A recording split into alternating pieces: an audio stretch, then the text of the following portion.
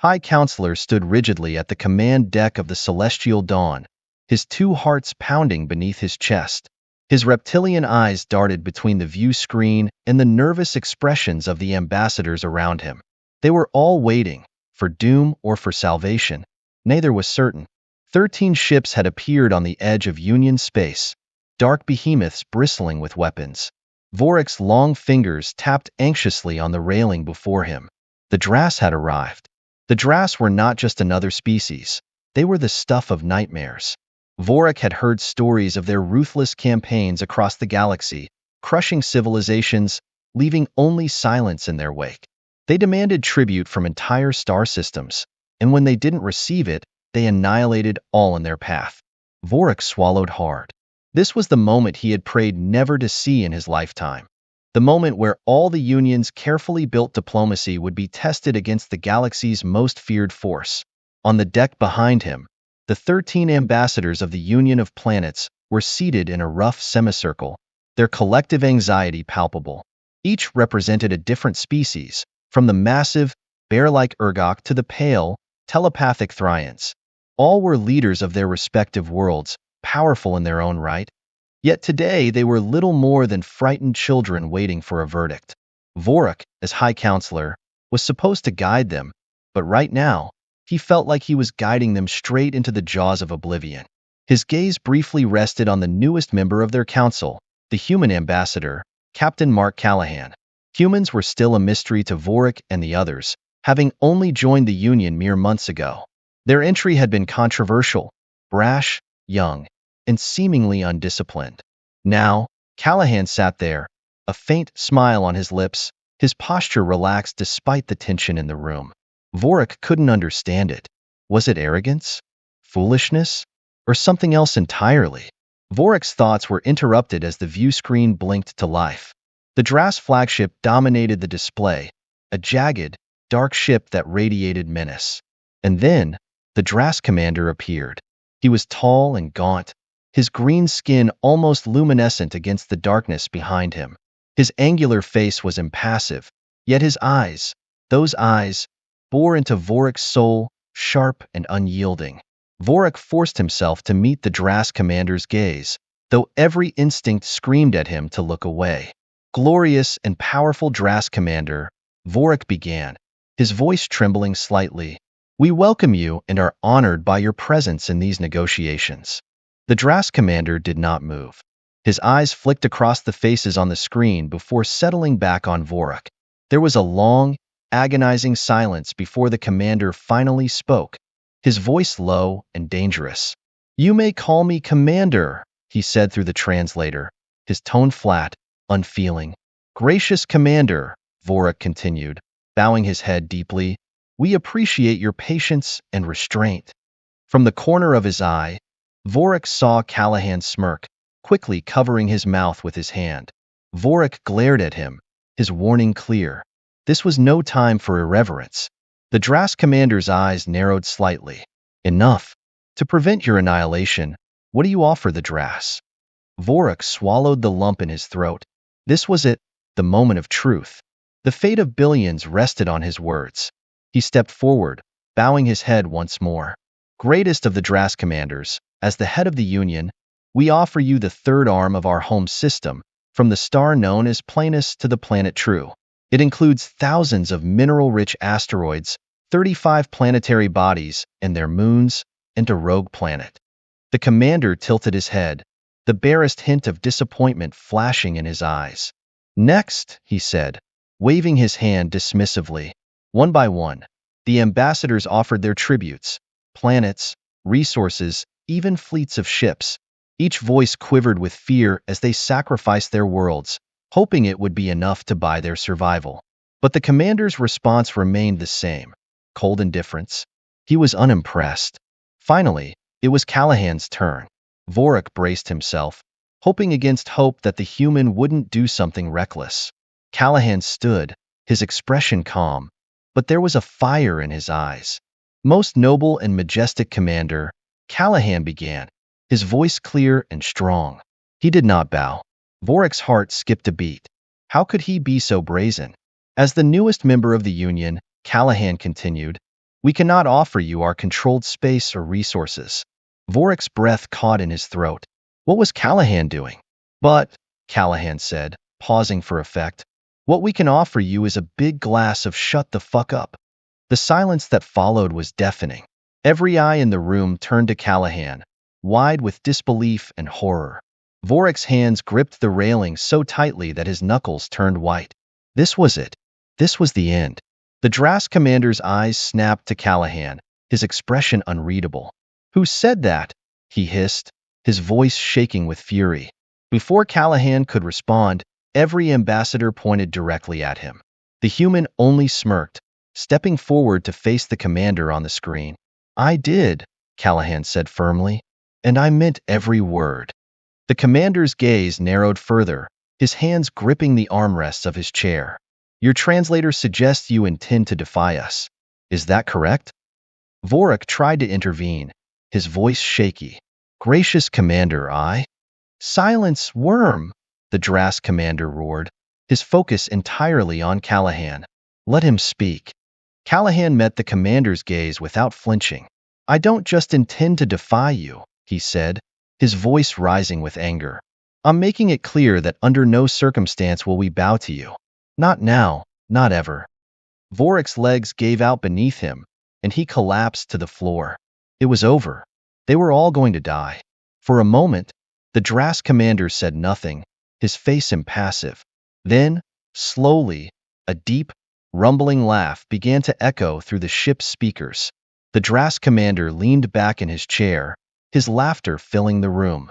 Finally, he said, a wide grin spreading across his face. Finally, we have found you. Callahan blinked, his confidence faltering for the first time. Found us? What are you talking about? The Drask commander's eyes gleamed with a new light, one that Vorik had never seen before.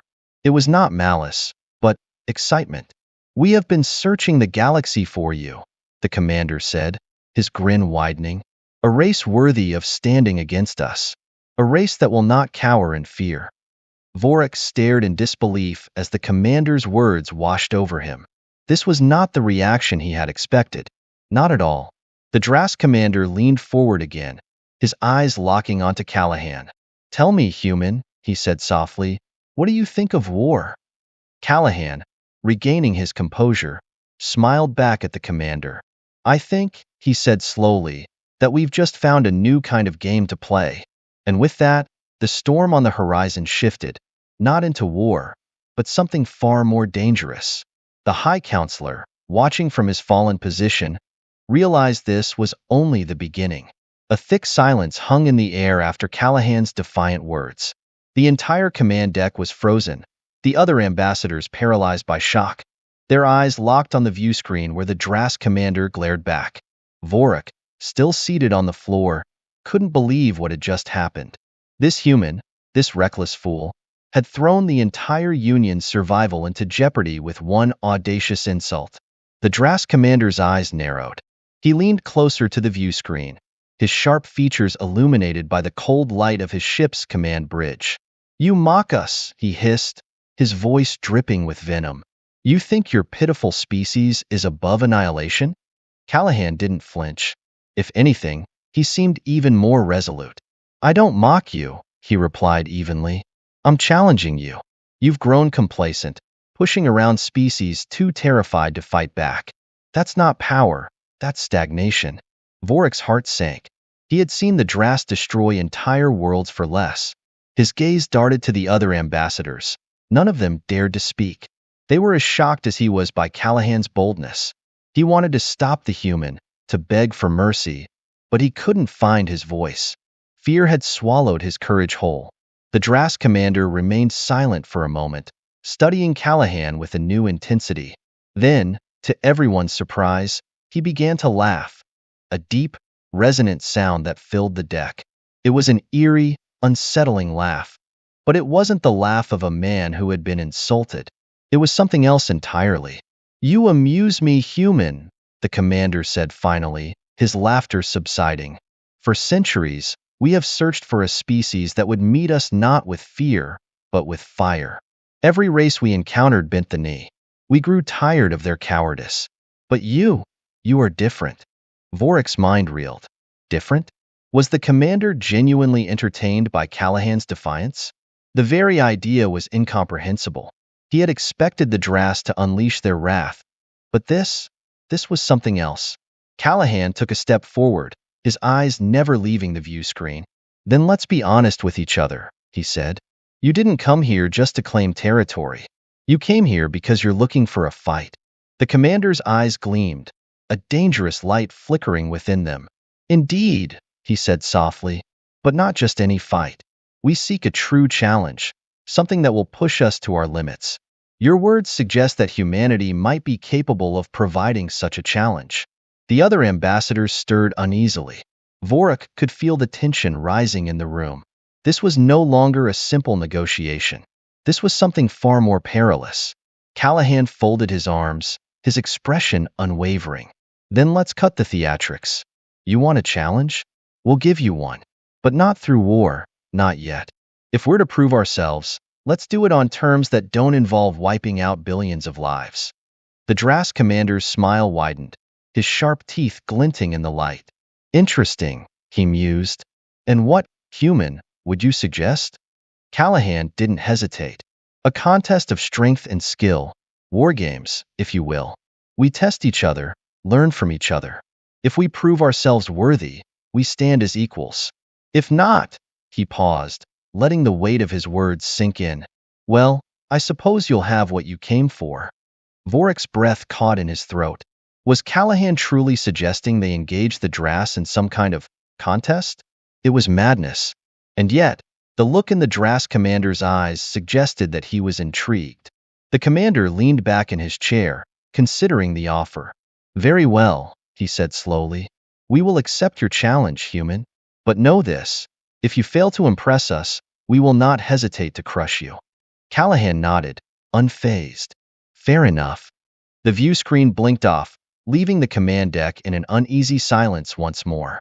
Vorik finally found his voice, his throat dry. Captain, do you realize what you've done? Callahan turned to him, his expression grim but resolute. I've bought us time, Vorik.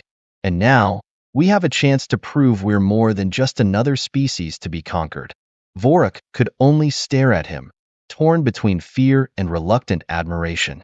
Callahan had changed the game. But whether that game would lead to survival or destruction remained to be seen. As the command deck buzzed back to life with frantic preparations, Vorik couldn't shake the feeling that this was only the beginning. The storm had not passed. It had merely shifted course. The human battle cruiser loomed in the distance, a hulking fortress against the void of space. Inside the command deck, the tension was palpable as preparations for the meeting with the Drass began. Vorik stood beside Captain Callahan, still unnerved by the humans' reckless defiance. Around them, Union representatives whispered anxiously, exchanging fearful glances. None of them could shake the gravity of what was about to happen. The Drass were on their way. Callahan stood unyielding, eyes fixed on the view screen. Vorik admired his calm, though he still feared it might lead them to ruin. Are you truly certain about this alliance? Vorik asked, keeping his voice low. Callahan glanced at him, his expression sharp but thoughtful. I don't trust them, if that's what you're asking, he said quietly. But I know this. We can't afford to be afraid of them. We have to meet them on their terms, show them we're not just another species to crush. Vorik sighed, rubbing his brow. I just hope we haven't overplayed our hand. The sound of approaching footsteps silenced their conversation. An ensign hurried over, eyes wide. The Drass commander's shuttle has entered the docking bay, he announced. His voice strained with barely controlled tension. Callahan straightened, his hands clasped behind his back. Let's welcome our guests. A short time later, they stood at the entrance to the cruiser's docking bay. The doors hissed open, and the Drass delegation strode in, towering, armored figures that radiated an aura of danger. Their leader, the Drass commander, stepped forward, his presence filling the room with a cold, lethal energy. The two groups faced each other in silence. For a moment, it seemed as though the air itself held its breath. Callahan broke the silence. Commander, he greeted, his tone formal but unyielding. Welcome aboard. The Drask commander inclined his head ever so slightly, his dark eyes scanning the room. Impressive, he remarked, his voice a low rumble. I expected something more primitive. Callahan smiled faintly. We're full of surprises. The commander stepped closer, towering over Callahan. So human, he said, his voice laced with challenge. You propose war games to prove your worth, a test of strength and skill. Callahan met his gaze without flinching. That's right. The commander's eyes narrowed, but there was a gleam of approval in them. Very well, he said. We accept your challenge. But understand this, failure will not be forgiven. Should you falter, there will be no mercy. Callahan's gaze never wavered. We wouldn't expect any. The commander regarded him for a moment longer before stepping back. Then let us begin preparations. We will see what your species is truly made of. As the Drask delegation turned and exited the bay, Vorik let out a breath he hadn't realized he was holding. He glanced at Callahan, who remained stoic. You just signed us up for a battle we may not survive, Vorik muttered, shaking his head. Callahan shrugged slightly. Maybe, he admitted, but at least we'll go down fighting. Vorik looked out into the void beyond the docking bay, a sense of unease curling in his gut. The Drask were deadly, relentless. This contest of strength could very well be their undoing. But Callahan had thrown them into the fire with the belief that survival lay not in submission, but in defiance. The fate of the Union was now bound to that dangerous gamble. As preparations for the war games began, Vorik couldn't shake the feeling that something far larger was in motion, something even the Drask hadn't anticipated. A soft chime interrupted his thoughts. Vorik glanced at the communicator on his wrist. A coded transmission had arrived, a message from deep space, marked urgent. His heart skipped a beat as he read the brief, cryptic note. Greater threats beyond the void. The storm approaches. He looked up, dread coursing through him. If the message was to be believed, the Drask were only the beginning, and in the depths of space, something far worse was stirring.